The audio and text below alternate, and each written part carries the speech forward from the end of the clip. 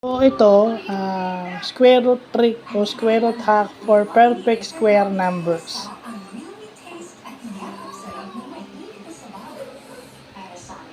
So yung mga walang butal, yung eksakto, pwede mong gamitin tong G, pasok, pasok.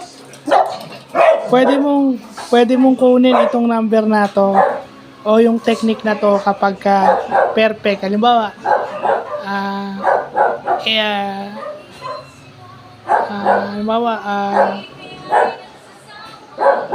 walang butal, 4, di ba?